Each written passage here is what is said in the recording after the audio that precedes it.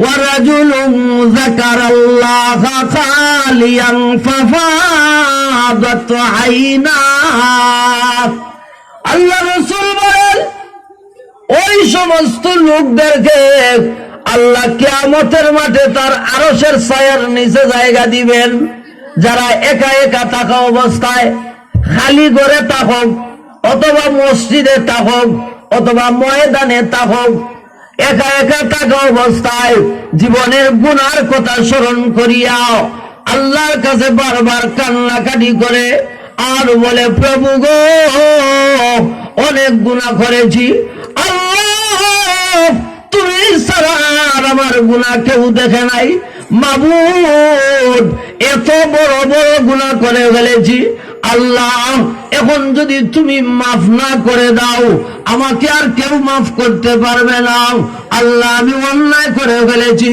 গুনাহ করে ফেলেছি জিন্দেগিটা ধ্বংস করে দিয়েছি এই রকম যদি কান্নাকাটি করে একা একা থাকা অবস্থায় আল্লাহর কাছে কান্নাকাটি করে চোখের পানি ছেড়ে দেয় আর যে কোনো জায়গায় তাকিয়াও আল্লাহর কাছে যদি কান্নাকাটি করে আল্লাহ রাসূল বলেন ওই সমস্ত কান্নাকাটি করনেওয়ালাদেরকে আল্লাহ তার আরশের ছায়ার নিচে জায়গা দিবে আর জোরে কোন সুবহানাল্লাহ তাহলে একা একা থাকা অবস্থায় আল্লাহকে স্মরণ করব তো ইনশাআল্লাহ আর যখন করব তো ইনশাআল্লাহ সব মানুষ যখন ঘুমিয়ে যায় ওই সময় ঘুমন্ত মানুষদেরকে ঘুমে রাখিয়াও আল্লাহর খাঁটি বান্দারা দাঁড়াইয়া যায় ঘুম থেকে উঠে যায় আরামের বিছনা থেকে উঠে যায় উঠিয়াও ওযু করে ওযু করিয়াও তাহাজ্জুদের নামাজ পড়ে আল্লাহর কাছে হাত তুলিয়া চোখের পানি ছাড়ে আর কান্নাকাটি করে ওই কান্না কিন্তু দুনিয়ার কেউ দেখে না একা একা আল্লাহর কাছে কান্নাকাটি করে দুনিয়ার কোনো মানুষ দেখে না ওই সমস্ত নীরবে নিস্তব্ধে বসে বসে নিজের গুনার কথা স্মরণ করে আল্লাহর কাছে কান্নাকাটি যারা করে তাদেরকে আল্লাহ আরশের ছায়ার নিচে জায়গা দিবে আল্লাহর নবী বলেন ওয়ারাজুলুন দাআতুহু যাতু হাসাবিন ওয়া জামালিন ফাকালা ইন্নী আখাফুল্লাহ আল্লাহ রাসূল বলেন আরেক প্রকার হইল ওই সমস্ত লোক যাদেরকে কোন সুন্দরী মহিলা অফার দিয়েছে যে আসো তোমার জন্য সব সুযোগ সুবিধা আছে ওই সময় যদি যুবককে বলে না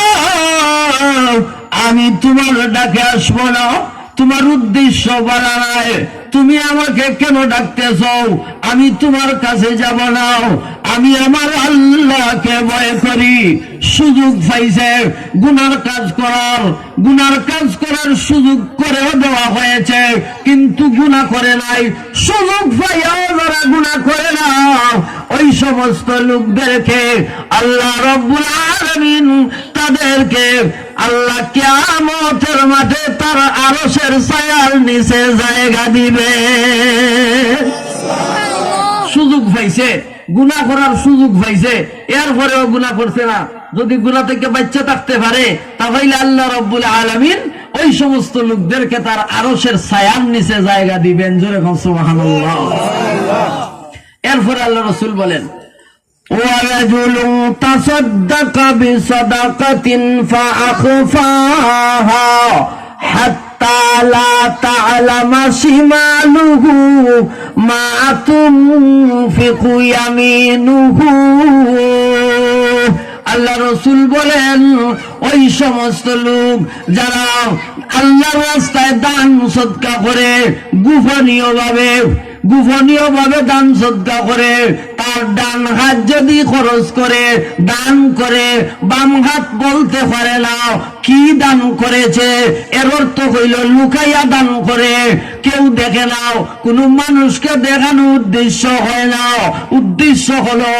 একমাত্র আল্লাহকে সন্তুষ্ট করাও। কোন গরিব মানুষদেরকে যদি দান করে লুকাইয়া নিয়ে দেলায়, কোন মানুষের কাছেও বলে না যে আমি অমুককে টাকা দিয়েছি, অমুককে সাহায্য করেছি, কোন মানুষকে শোনায় নাও, একমাত্র আল্লাহকে সন্তুষ্ট করার জন্য যদি দান সদকা করে,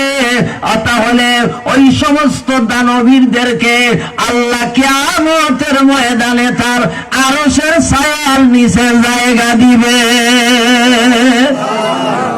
তাহলে আমরা দান করব লুকাইয়া, গরিব মিসকিনদেরকে গোপনীয় ভাবে নিয়ে দিয়াইমু, কিন্তু পরবর্তীতে আর খুঁটা দিমু না যে তারে আমি অমুক টাকা অমুক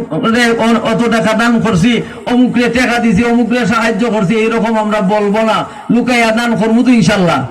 মারা যেরকম করবো তো ইনশাল্লাহ। আচ্ছা, আল্লাহর আরশের ছায়া